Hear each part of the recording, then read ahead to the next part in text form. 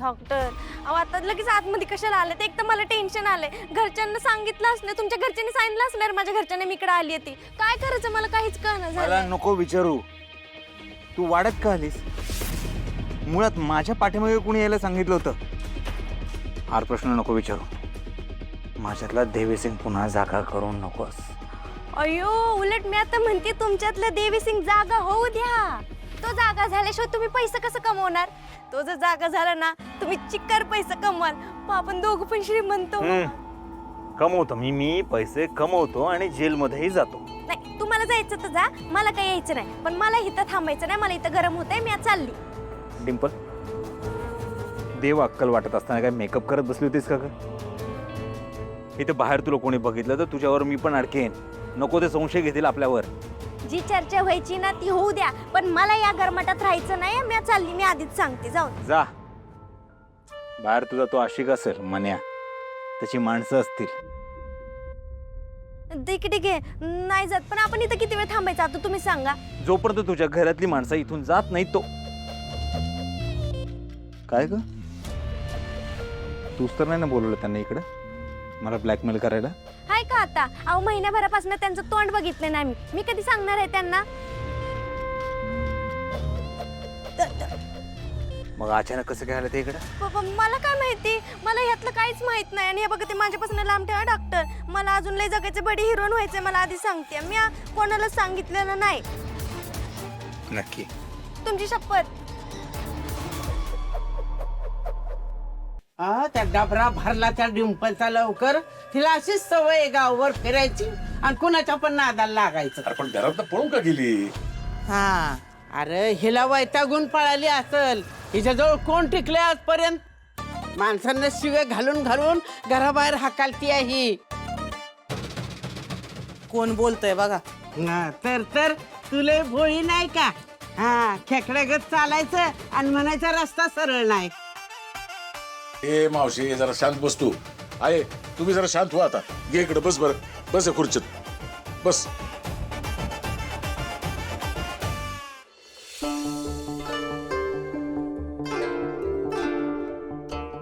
ए बाबू तू बी शांत बस. मावशे तू बी बस. हा बसा. हा बाबू आता मला तू नीट सांग, तुझी पोरगी इथं कशी काय पळून आली? अरे आप्पा, तिच्या डोक्यात आहे ना हिरोईन व्हायचं खूळ बसले. ती अशी कधी बी घरातनं पळून जाते. आम्हाला वाटलं मुंबईला गेली असेल, पण इथं कशी काय आली? आली तर ती आता आहे कुठं? इतक्या वेळ तर हितच होती, काय माहिती बाई कुठं गेली. लाले डिंपल आहे का ग खोलीत? नाही हो, सगळीकडे शोधलं, कुठंच नाही ती. पळाली असेल हितनं. शेवटी आजीवरच गेली. नका तेव्हा पुढे पुढे करायचं आणि नेट पडलं की पळून जायचं. हा म्हणूनच लग्नात पळून गेली होतीस ना? अगं तूच पळपुटी आहेस. नको तेव्हा नुसता गडगडात आणि पावसाचा तर पत्त्या नाही. अशी गत आहे तुझी. तुझं तरी काय आहे ग? कुत्र्याची हलना शेपटी आणि हाड बघून उड्या मारती. नमस्कार देवाला आणि नजर निवदावर. हा बघायला नाही कुणी आणि माड्यावरचं खाती लोणी. अगं आहे वाईट, शांत बस की जरा. गप बसायला सांग की. आजी तू बोल आता काहीतरी लवकर. अहो, बोल बोल बोल. अहो, बोला. अरे बोल. तुझा मुडका बसवला तुझा. गप की.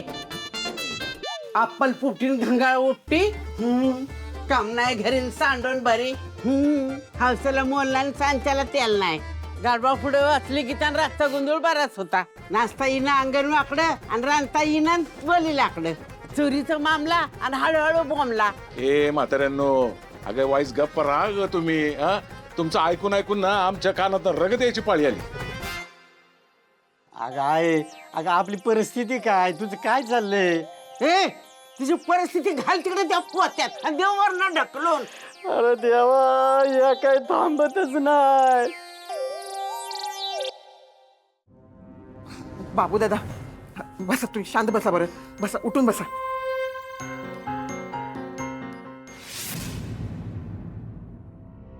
आयडिया.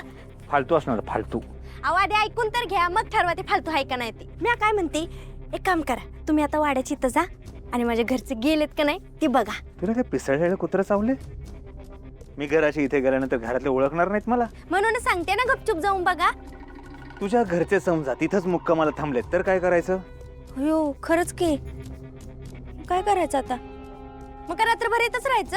मला नाही जमणार हं. आधीच मला लय भूक लागली, पोट दुखायला लागले, त्यात कावळे वरडायला. त्यांना शांत राहायला सांग मग. मग एक काम करू, आपण दोघं मिळून गावात जाऊ, खाऊ आणि परत येऊ. डिंपल, तू मेंदू चालवायचं बंद केलाय का? गंज लागला असे ना त्याला. हे जे डोकं आहे ना, याच्या खाली मेंदू नावाचा एक अवयव आहे, तो चालवला पाहिजे कधीतरी. आपण दोघंही जर का गावात गेलो, कोणी आपल्याला बघितलं त्याची खबर घरी नाही जाणार? माझी बायको किती संशय माहिती आहे ना तुला? मला आयुष्यात ड्रामा नकोय आता. नाही, तुम्ही जे म्हणताय ना ते 100% खरं डॉक्टर. पहिली बात आप में नाही रही. तुम्ही खरं डॉक्टर नाही राहिलात. आठवा जरा, आधी कसे होतं तुम्ही. आजचे बायकांचे पुढते पाडायचं तुम्ही, आणि आता काय त्याला आली पिलीच्या नादी लागून एवढं घाबरताय, पर माकड झाले ते साठी नाचतायत. घाबरत बिबरत नाही, घाबरत नाहीये तिला. 1 मिनिट लागणार नाही तिला संपवायला. मला आयुष्यात ड्रामा नकोय. मी शांतीनं जगायचं ठरवलंय. तुला भूक लागली ना, इथं बाजूला शेती आहे, आलो कणीस घेऊन. हे असलं कणसं बिनसं नाही खात म्या. मग काय पाहिजे तुला? पिझ्झा. खाऊन दिलं तुला? पिझ्झा पाहिजे? तुझ्या बापानं आणून दिलं होतं इथं पिझ्झा? बाप पे नाही जाणे का? वडापाव आणून दिल, गप खा. नाही नाही, वडापाव खाऊनच पोट दुखायला लागलंय माझं. मग मी काय करू? खा. तुम्ही कुठे चाललात? हा, तुम्हाला माहित आहे ना इथं आजूबाजूला एक कुत्रा तरी दिसतंय का तुम्हाला? त्यात मी एवढं सुंदर आहे, कुणी माझ्या मागे लागलं तर? मला माहिती नाही, आपण दोघं जोडीनं जाऊ. मी लग्नाला चाललोय तिकडे. लग्नाला चाललो, भंडारा आहे तिकडे, गाव जेवण आहे. बाहेर येऊ नको, थांब इकडेच. आव त्या इथंच थांब, बाहेर नको येऊ. जा बाबा, खूप दुखतं, एक तर भूक लागली आम्हाला. तर वडापाव वडापाव वडापाव चाललंय ह्यांचं. अहो अहो बाबू दादा, तुम्ही ते कशासाठी आलाय ते तरी सांगा की. ह्या दोघींच्या वडिलांनी एक जमिनीचा तुकडा ह्या दोघींच्या नावावर घेतला आता. आता तो पडीक आहे, तिथं जरा हायवे जाणार आहे. सरकारकडनं त्या जमिनीचं लय पैसे मिळणार आहे. म्हणून नरू मावशीकडून सही घ्यायला आलो होतो. होय. आमची परिस्थिती लय नाजूक आहे. आता या जमिनीच्या तुकड्यानं आमचं लय चांगलं होणार आहे.